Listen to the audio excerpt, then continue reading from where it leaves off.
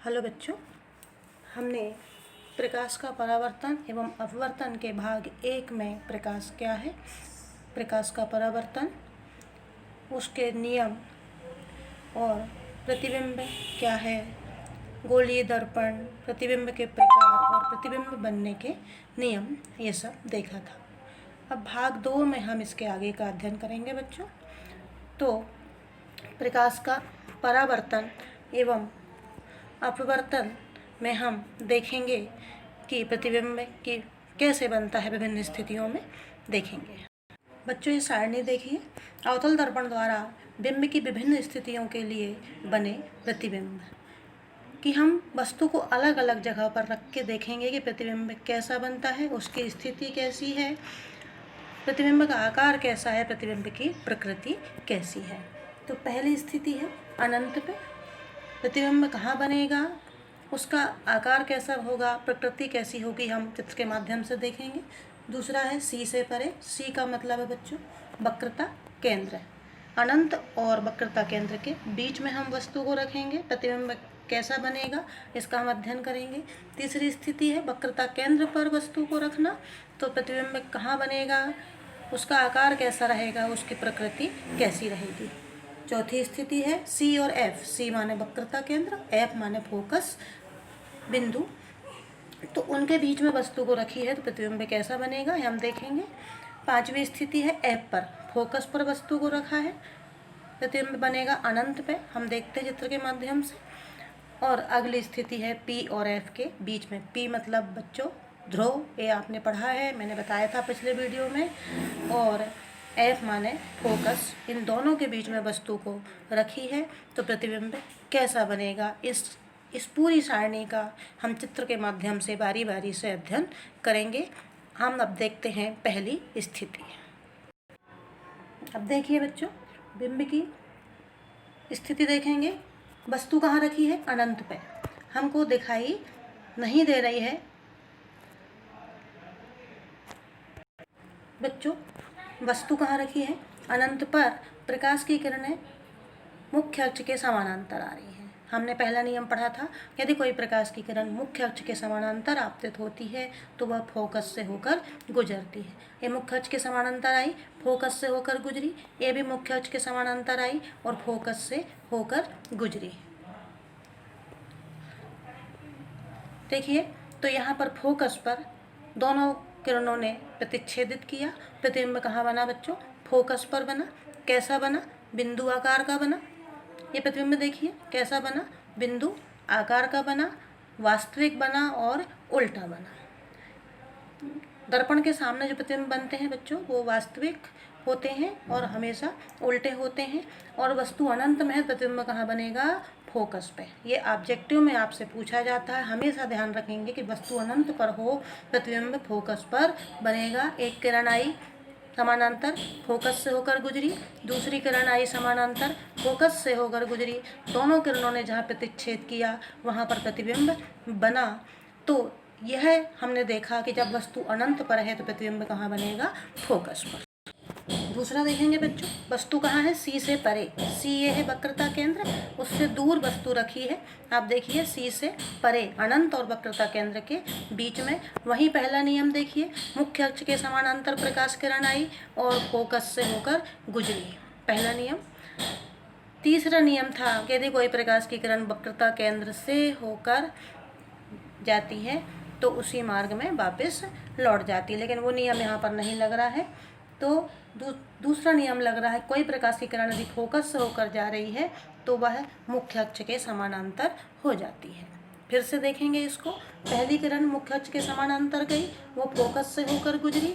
दूसरी किरण फोकस से होकर गई और मुख्य अक्ष के समानांतर हो गई। दोनों किरणों ने यहाँ पर प्रतिच्छेद किया और यहाँ पर प्रतिबिंब बना। प्रतिबिंब कैसा बना बच्चों, देखिए वस्तु से छोटा, वस्तु से छोटा, उल्टा, उल्टा दिख रहा है आपको, बी ए वस्तु है और ए भी प्रतिबिंब है। वस्तु से छोटा, उल्टा और वास्तविक। कहाँ बना है, सी और एफ के बीच में, वक्रता केंद्र और फोकस के बीच में प्रतिबिंब बना है। थर्ड में देखिए बच्चों, वस्तु कहाँ रखी है, सी पर। सी माने वक्रता केंद्र। तो फिर वही पहला नियम कि जब कोई प्रकाश की किरण मुख्य अक्ष के समानांतर आपतित होती है तो फोकस से होकर गुजरती है, और जब कोई प्रकाश की किरण फोकस से होकर आपतित होती है तो मुख्य अक्ष के समानांतर हो जाती है। और दोनों किरणें जहाँ प्रतिच्छेद कर रही हैं यहाँ पर, तो प्रतिबिंब बन रहा है, देखिए वक्रता केंद्र पर ही बन रहा है, वक्रता केंद्र सी पर ही बन रहा है, वस्तु के आकार का बन रहा है, उल्टा बन रहा है। वक्रता केंद्र सी पर, वस्तु के आकार का उल्टा एवं वास्तविक। तो ये ध्यान रखना है बच्चों, ये ऑब्जेक्टिव में पूछा जाता है कि जब वस्तु को वक्रता केंद्र सी पर रखा जाता है अवतल दर्पण के सामने, तो प्रतिबिंब कहाँ बनता है, वहीं वक्रता केंद्र पर बनता है, उल्टा और वास्तविक और वस्तु के आकार का। अब चौथे प्रकार में देखिए बच्चों, हमने वस्तु को और पास में ले गए सी और एफ के बीच में। ये दिख रही है आपको वस्तु सी और एफ। सी माने वक्रता केंद्र, एफ माने फोकस के बीच में हमने वस्तु को रखा है।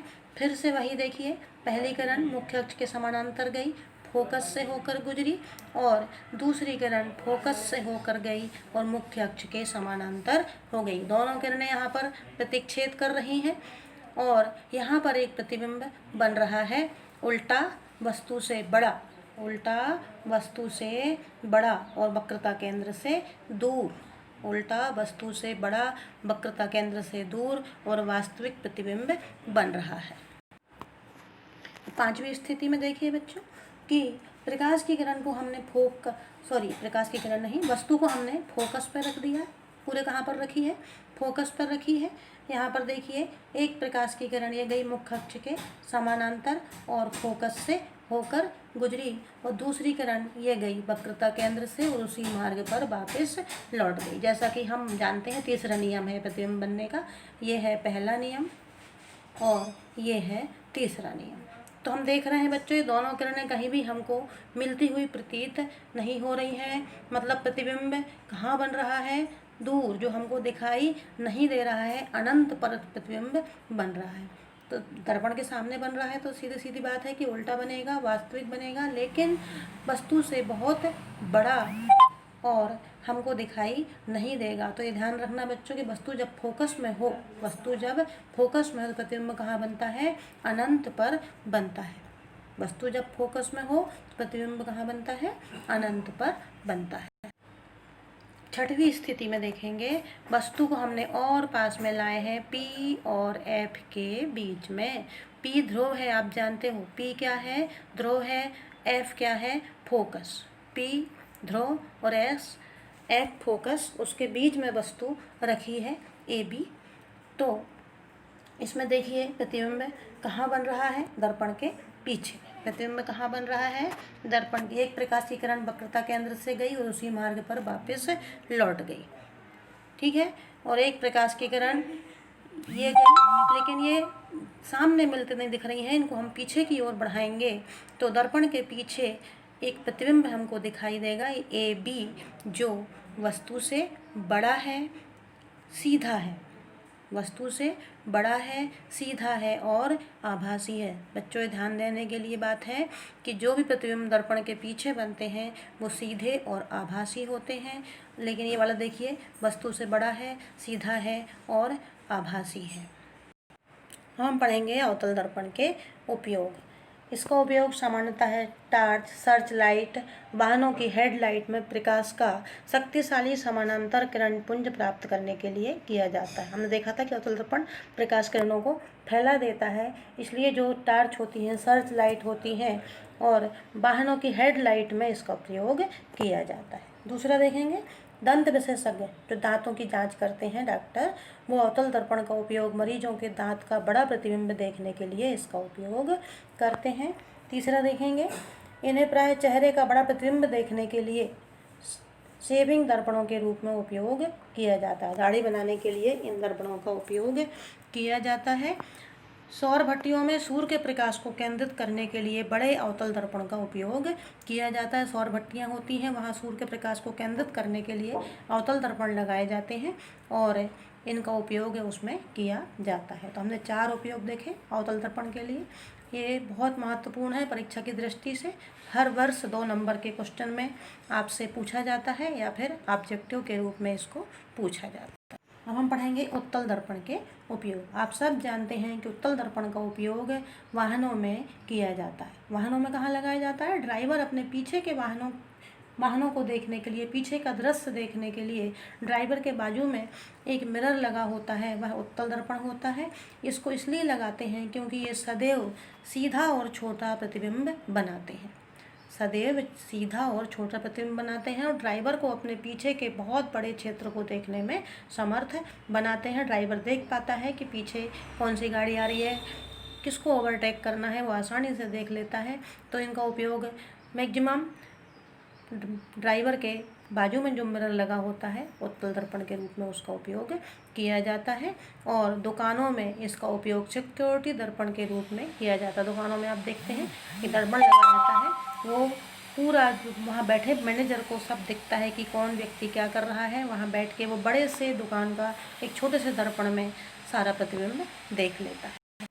बच्चों, अब हम पढ़ेंगे चिन्ह परपाटी। चिन्ह परपाटी से तात्पर्य है कि किस दूरी को हम प्लस में नापेंगे और किस दूरी को माइनस में नापेंगे। यह अंकित करने में बहुत महत्वपूर्ण भूमिका निभाते हैं और इनकी जानकारी होना आपको आवश्यक है।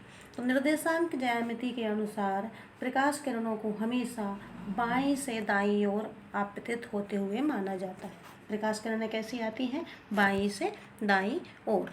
तो जो किरणें प्रकाश किरण जो दूरी हम मुख्य अक्ष के समानांतर आगे की ओर नापते हैं वो दूरी कैसी होती है? धनात्मक। देखिए, जो दूरी दाईं ओर नापी जा रही है, जैसे मुख्य अक्ष के साथ साथ जा रही है, दाईं ओर की दूरी धन में नापी जाती है बच्चों, और बाईं ओर की दूरी, मान लो इधर कोई वस्तु, ये वस्तु की दूरी यदि हम नापेंगे तो वो किस में आएगी? माइनस में।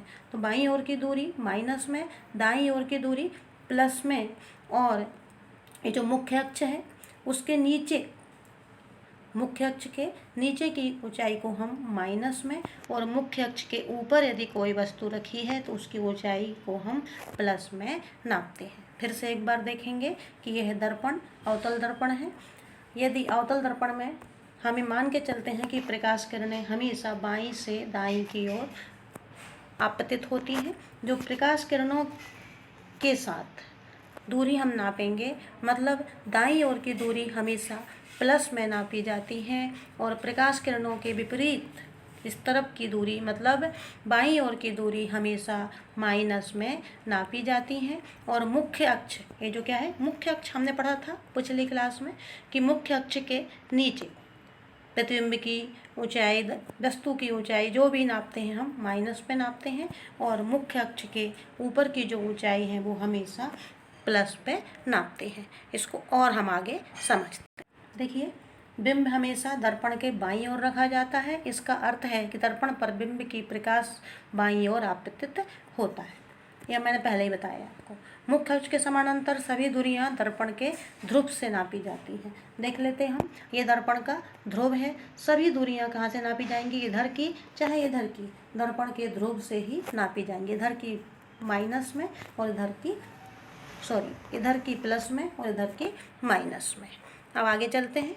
तीसरा देखिए, मूल बिंदु के दाईं ओर, मूल बिंदु के दाईं ओर मापी गई सभी दूरियां धनात्मक मानी जाती हैं, जबकि मूल बिंदु के बाईं ओर मापी गई दूरियां ऋणात्मक मानी जाती हैं, जैसा बताया था मैंने। अब मुख्य अक्ष के लंबवत तथा ऊपर की ओर मापी जाने वाली दूरियां धनात्मक होती हैं। हमने देखा था कि जो ऊपर की दूरियां होती हैं धनात्मक होती हैं, और मुख्य अक्ष के लंबवत तथा नीचे की ओर मापी जाने वाली दूरियां ऋणात्मक होती हैं। तो बच्चों, ये चिन्ह परपाटी कहलाती है। अंक प्रेस करने के लिए किस दूरी को हमको धन में लेना है और किसको ऋण में लेना है, इसको हमको सहायता होती है। इसलिए हमें चिन्ह परपाटी के बारे में ज्ञान होना आवश्यक है। बच्चों, ये भाग 2 हमने प्रकाश का परावर्तन अपवर्तन का पढ़ा। अभी और पार्ट बचा है, देखते हैं अगले वीडियो में उसको देखेंगे। आप इसको ध्यानपूर्वक समझेंगे। यदि आप यह समझ लेंगे तभी आपको अगला वीडियो समझ में आएगा। अगले वीडियो में हम प्रकाश का अपवर्तन पढ़ेंगे। धन्यवाद।